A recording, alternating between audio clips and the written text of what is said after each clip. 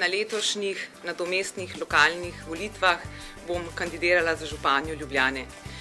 Prepričana sem, da Ljubljana potrebuje novo vodstvo, potrebuje svežino, predvsem pa Ljubljana potrebuje več odgovornosti, pa tudi več gospodarnosti. Vse od začetka identificiranja kandidatov sem si prizadevala, da bi se pomladne stranke dogovorile o skupni kandidaturi.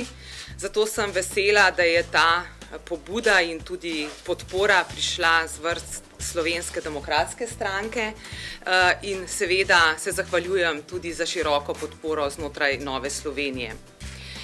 Kandidatura pa je seveda tudi rezultat, odraz osebne odločitve, saj je naskok na županski stolček poseben izziv.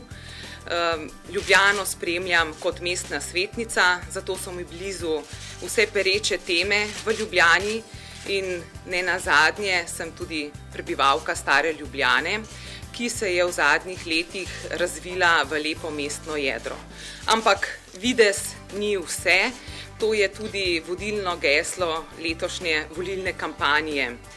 Namreč za videzom se v Ljubljani pogosto skriva tudi mnogo težav, s katerimi se srečujemo Ljubljančani, prebivalci Ljubljane, pa tudi tisti, ki v Ljubljano samo dnevno prihajate, ki v Ljubljano dnevno prihajajo. Predvsem pa se moramo počasi vsi skupaj zavedati, da Ljubljana ni samo mestni trg, Prešernov trg, ni samo Mesarski most ali pa objekt v Stožicah.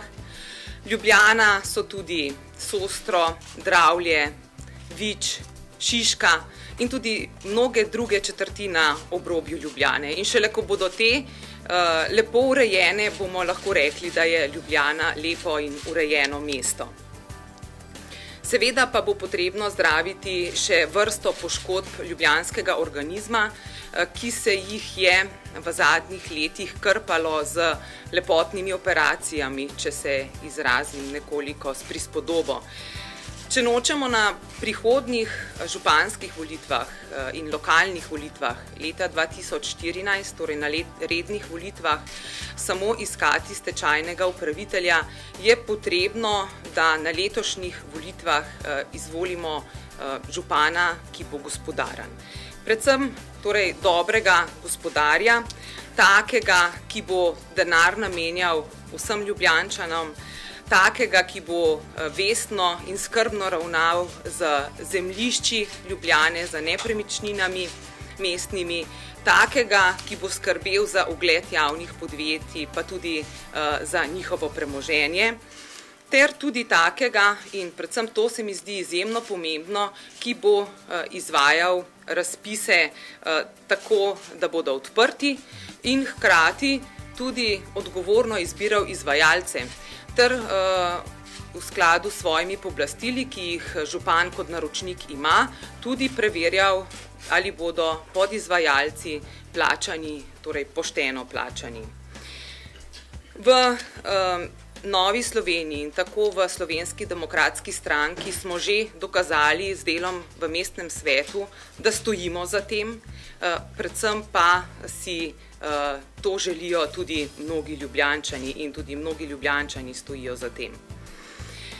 Želim, da se bomo prebivalci Ljubljane drug drugemu nasmehnili brez fige v žepu, da bo nasmeh predvsem odraz iskrenosti in pa poštenega dela.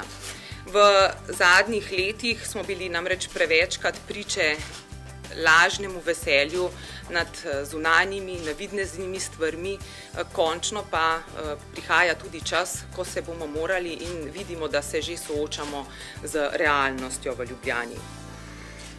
S to kandidaturo želimo dosedanjemu dogajanju v Ljubljani postaviti alternativo, ki je dobra, ki je učinkovita, predvsem pa ki v središče postavlja prebivalca prestolnice.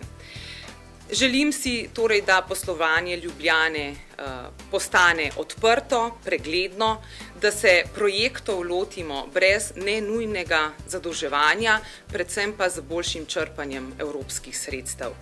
Prepričana sem, da se bodo tudi prebivalci Ljubljane bolje počutili, predvsem je odveč njihov strah, da bi jih strašili z vedno novimi podražitvami, kar se v zadnjih letih v Ljubljani vse prepogosto dogaja.